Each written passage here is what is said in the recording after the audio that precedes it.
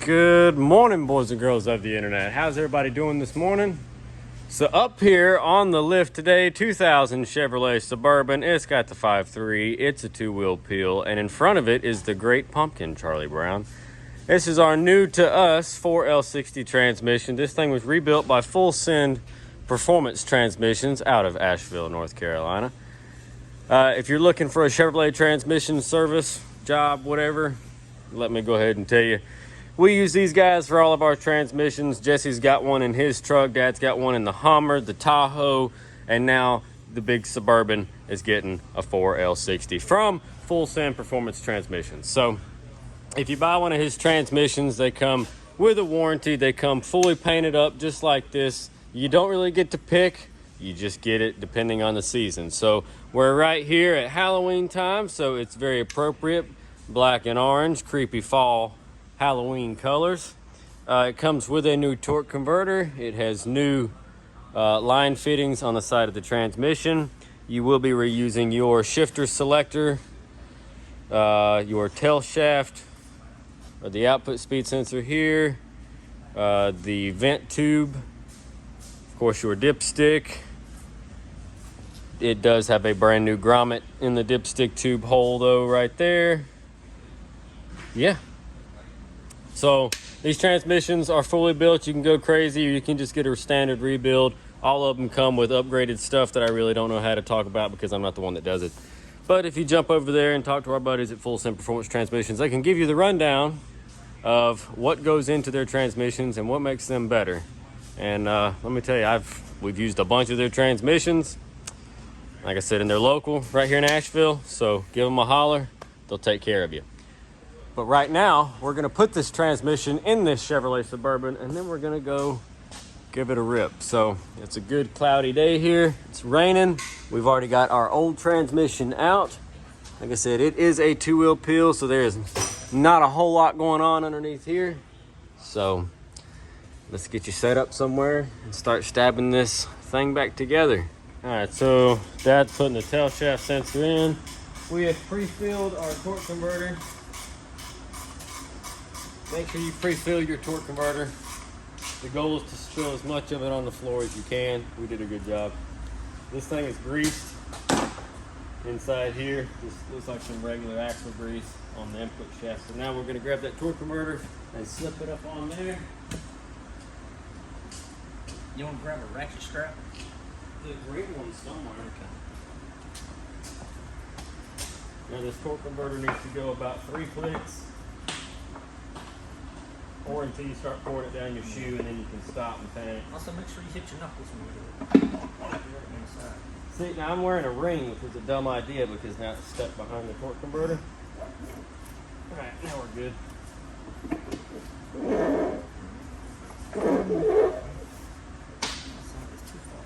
Yeah. I think you can get too far.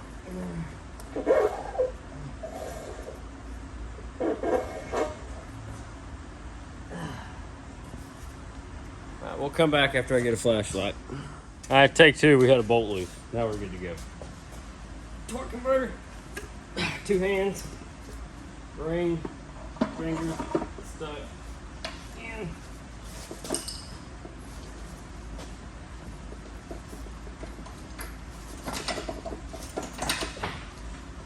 You're not hoping very well.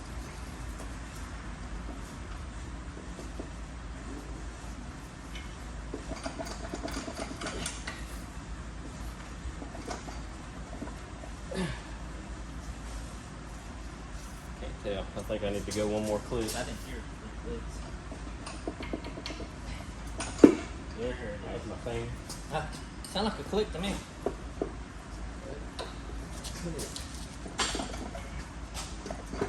This is the next one.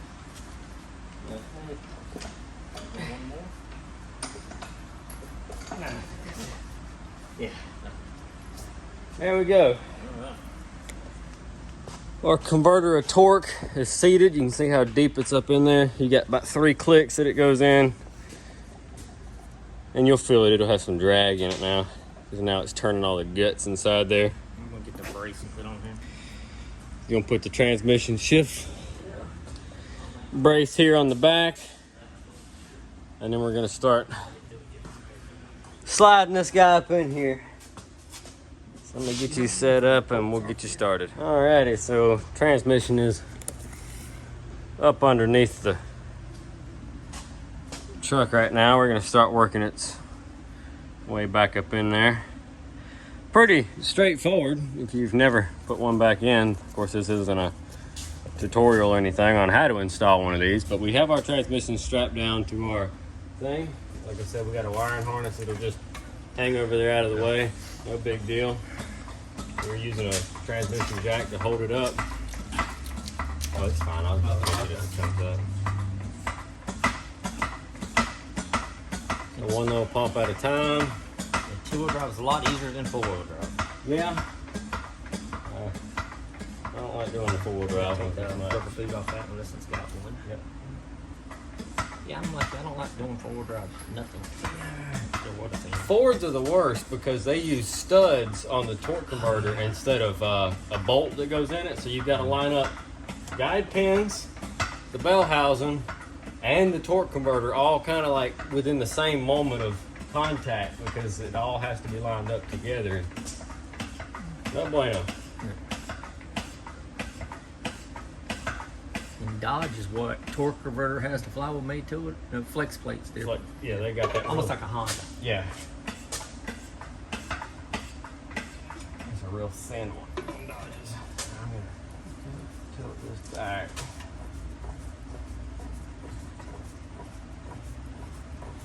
Sure is a nice looking transmission. It sure is party. It is. Harley Davidson. Party transmission. Yeah, depending on your taste, it could be Harley Davidson colors, you know? There we go.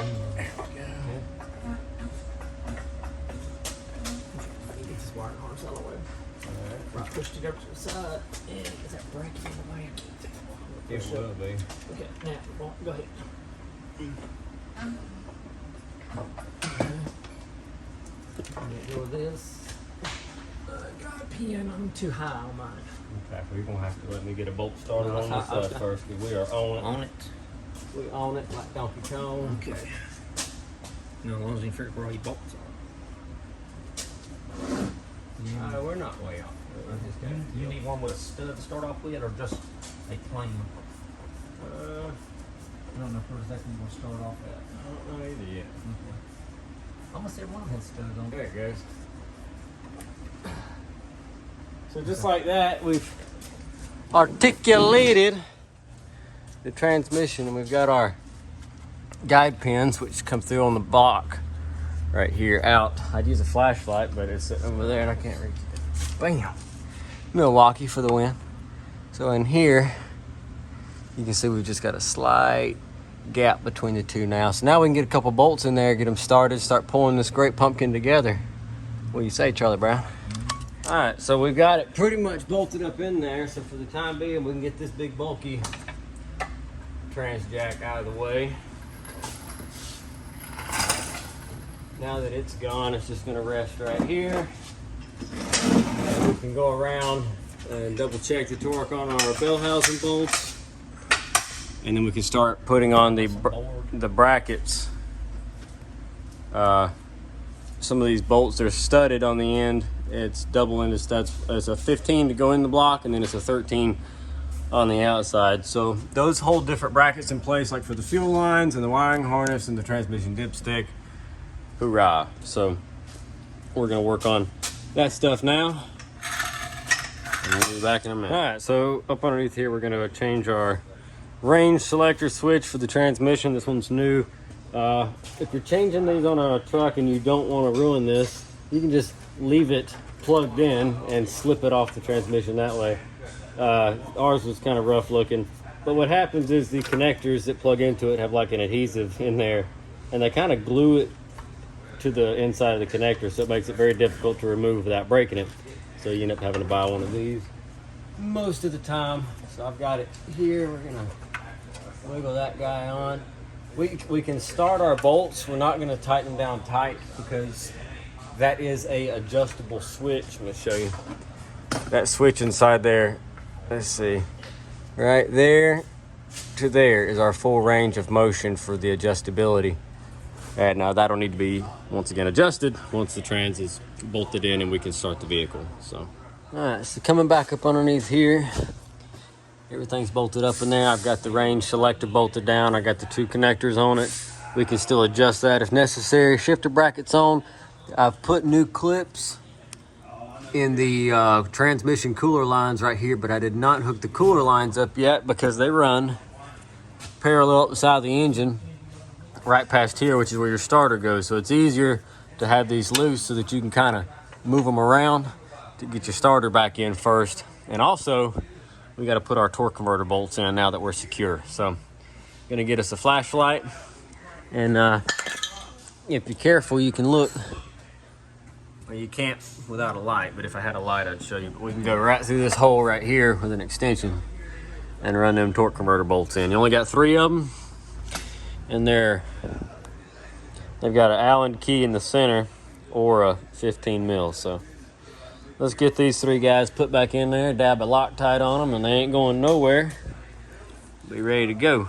All right, so everything else is in here now. We've got our shifter linkage on, the cable is hooked up. Over here on this side, our trans cooler lines are connected. The starter is back in, the torque converter bolts are in. So what we're gonna do now is set the exhaust up into place. Once the exhaust goes up, it's got a crossover right here. So it has to go in, and once it's in, then we can put this cross member right here, we can put it in. So exhaust first, and then we can do the cross member. All right, so we're back underneath the Suburban over here. Got our exhaust all bolted up into place, got our cross member put in there. So everything's looking pretty good. I think our final step is to put this drive shaft in. With the drive shaft in, we can clean up all of our tools, get everything out from underneath here, begin to put fluid into the system. And yeah, then we'll be ready to give her a test whirl and see if she moves. So let's get this drive shaft in. This one being a early 2000 two-wheel drive. We've got the big bad aluminum drive shaft in it. So let's see. Our flashlight out of the way. I think we're good to slide it up into there.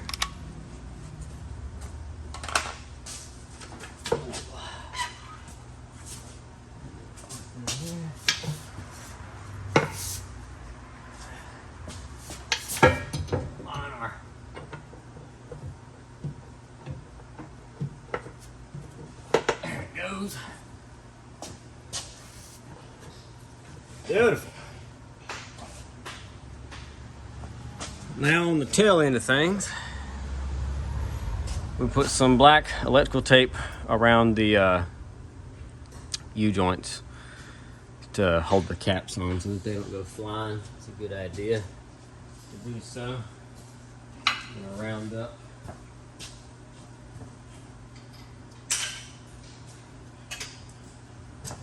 Bolt here. Now we can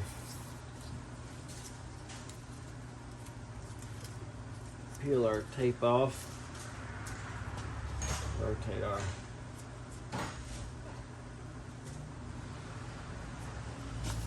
thingamajabber.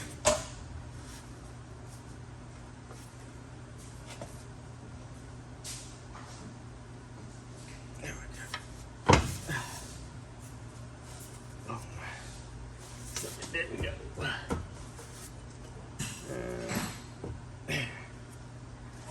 There we are, children.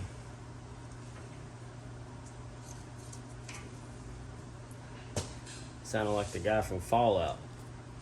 There we go, children. It's the Wolfman Jack Show.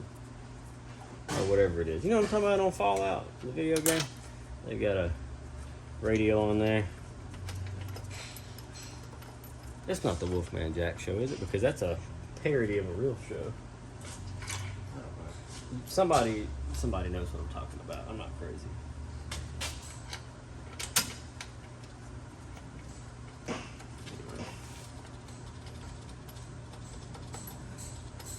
These run down.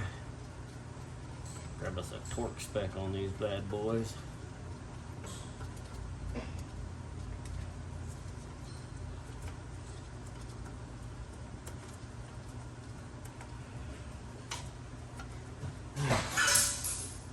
Go get these tightened down. We'll be right back. Alrighty, folks.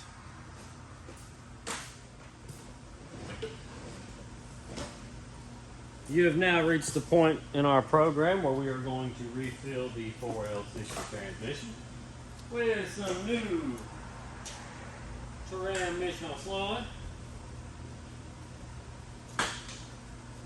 Had to wipe our funnel out.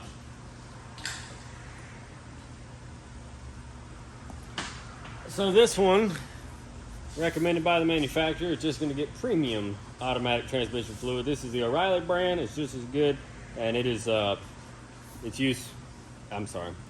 can be used in place of Dextron or Mercon fluids. So that's what they recommend. That's what we're going to be pouring in her. So this thing's going to hold a fair amount of fluid. You do remember we pre-filled the torque converter. So the way this is going to work, I'm going to put the rest of this gallon in here.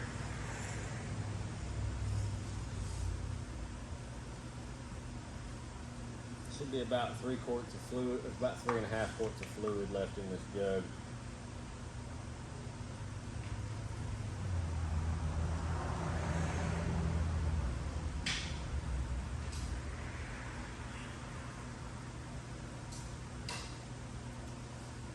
Now, if you've ever had a leaking transcooler line, you know that anytime your engine is running, it is pumping fluid. Park, reverse, neutral, drive, 3, 2, 1.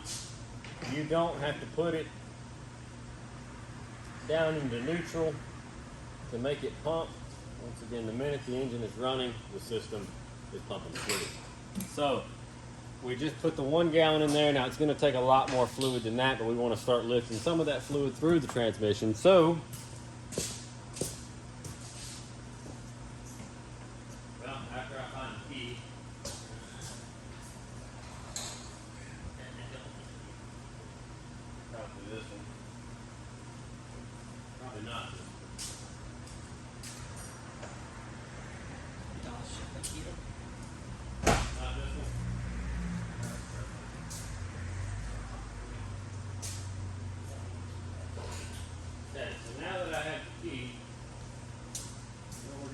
reach in here, cycle it on.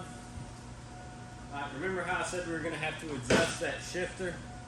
Well, we're going to have to adjust that shifter now. So she's reading that she is in reverse, not drive or park. And that's going to prevent us from doing the start. So before we get to this, let's pick her back up in the air and let's adjust that shifter. Alrighty, boys and girls, so after trying to adjust that park switch for, I don't know, 20 minutes, I ended up getting in the truck. Dad sat underneath here trying to turn it and adjust it. We could get it to park, and then when I would pull it down to drive or a low gear and go back up to park, it would only go from the low gear back up to neutral or reverse. That's as far as I could get it to go, and I had to like slam it up into park just to get it to recognize reverse. So we pulled the whole shifter selector off and started looking at it. As it turns out, it had this little plastic sleeve in here. It's kind of like a funky, it's kind of got like 2 flat sides in it, and it's supposed to, and then like 2 little indentions that lock against the shaft that comes out of the transmission. And it was like completely wallered out, like it was loose around it. It didn't fit very well. Got to looking at the box it came in this morning. I think it was a returned part. I think somebody had got it. And what they probably did was they didn't clock it right when they tried to put it on. And so they just shoved it on there, and it just broke the plastic piece in the center. Then they put it back in the box. So when we were looking in the box, there was like a candy wrapper inside the Duralast box from the parts store. So I called them. I told them what was up. And so they sent me another new one. This one did not have candy wrappers in the box, and it was still sealed up with the little collar or the little protective alignment tool and everything on it. So now we're going to install this one and see if it works now. So let's do that. Okay, so now we're back to where we were earlier. Let's see, zoom out. Got the range selector in. Oh, let's see if I can move y'all over a little bit. Try to have a view of that thing. All right, so the range selector is back in, or the neutral safety switch, whatever you want to call it. So we're good there. We've still got that gallon of fluid we put in it now. Here's what we're gonna do. We're gonna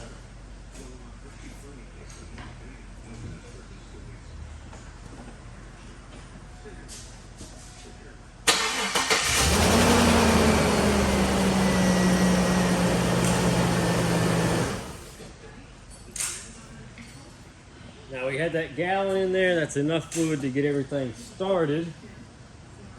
Transmission will suck up that real quick and pump through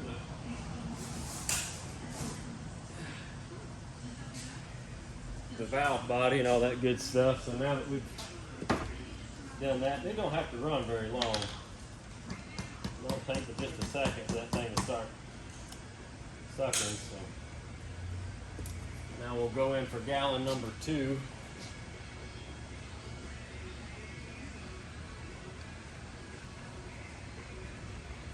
Good thing was while we were down there fixing the range switch, we didn't see any leaks of any kind, you know, from the dipstick or the trans pan where we put the first gallon in it. So everything's looking nice and dry.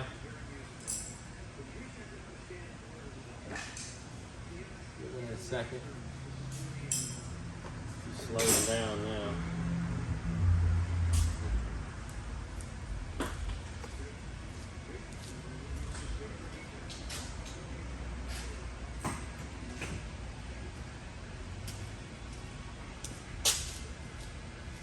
Now 2 gallons, so about 8 quarts, you know. That should be enough for the pump to run now without any damage. It's still going to hold more, but that should be enough that you can start the truck with it off the ground and it should go into a forward or reverse gear. I'm not really worried about it just yet. We're going to start it.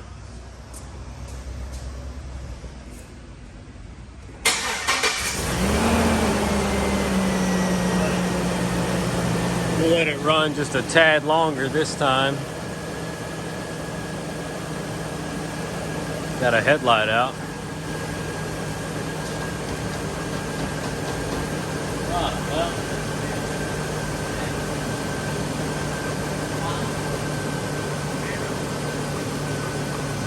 Oh yeah. Yeah.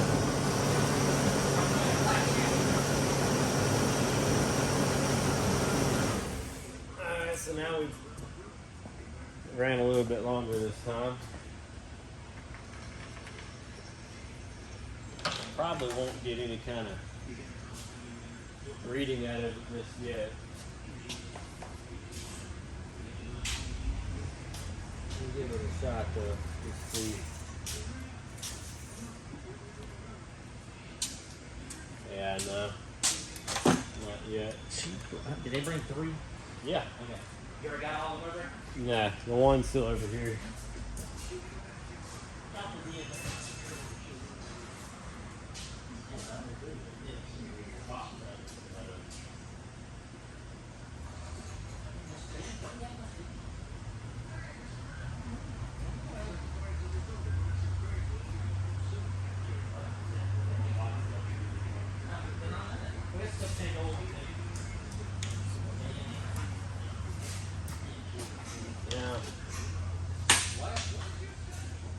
Yeah, I didn't even see that. Yeah, well, I didn't see the box.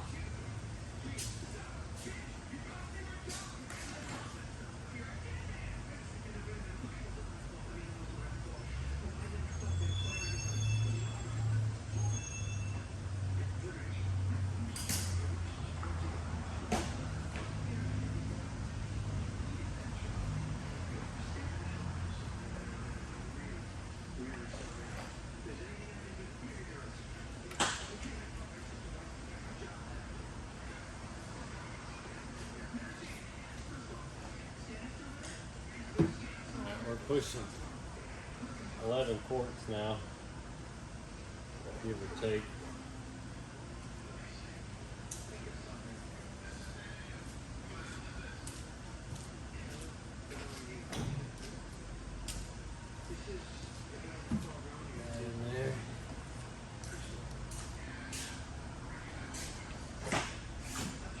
Firing the hole again.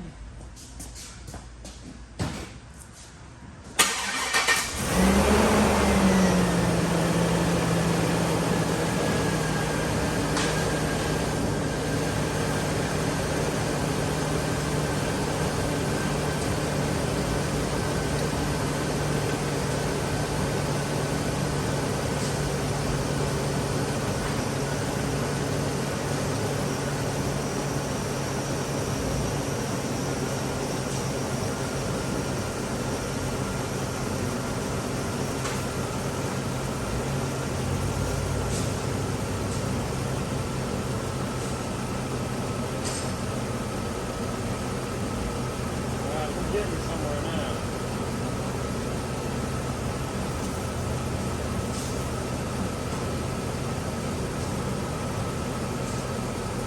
Cool beans.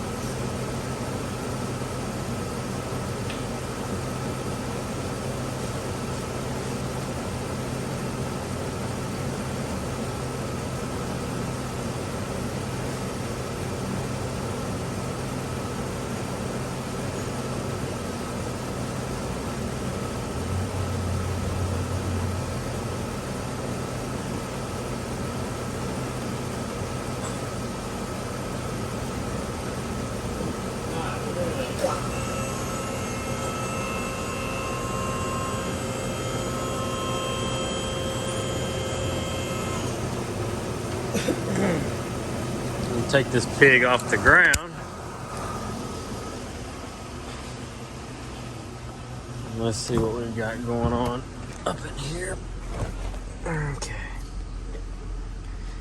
I like the tape over the lights. Now, this thing has traction control here. You need to turn that off. There's reverse.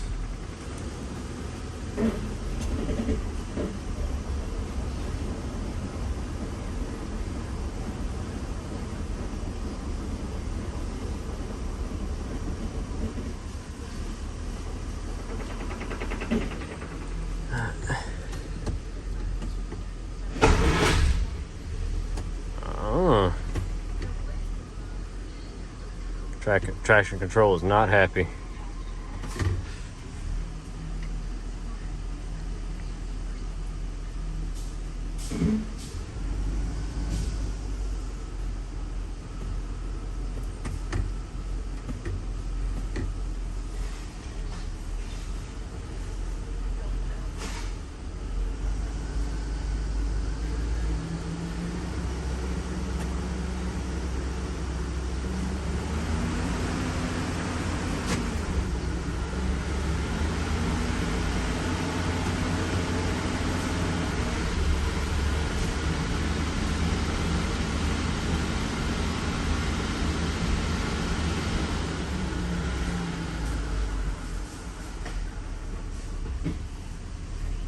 Alright.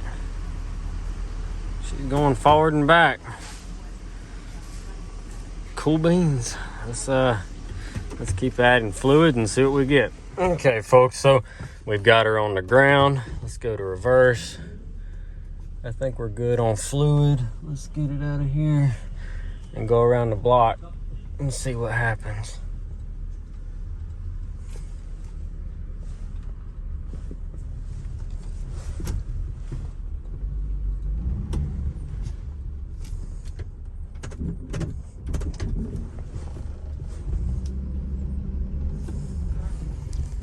We can turn the traction thing back on.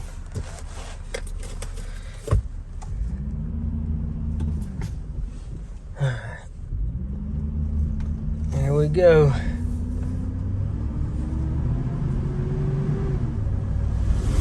One to two. 2 to 3.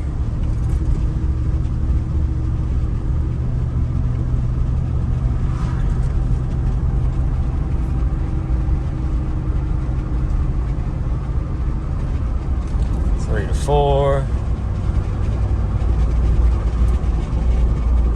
Good. So most of these GMT 800s, the tow haul button doesn't work. because these switches broke and I'm losing all kinds of paperwork in the floor because the switch is broke. Let's see. Oh wow, tow haul works. You see that? The light up there. Most of the time the little like ribbon cable in here breaks and then they don't engage tow haul anymore.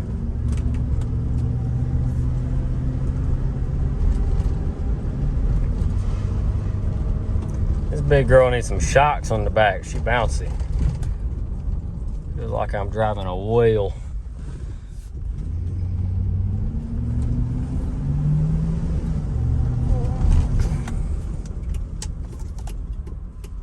And we're getting that oil pressure indicator again. The sensor is no good.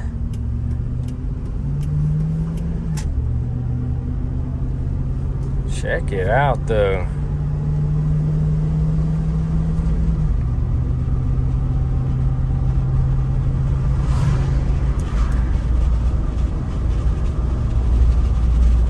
Success.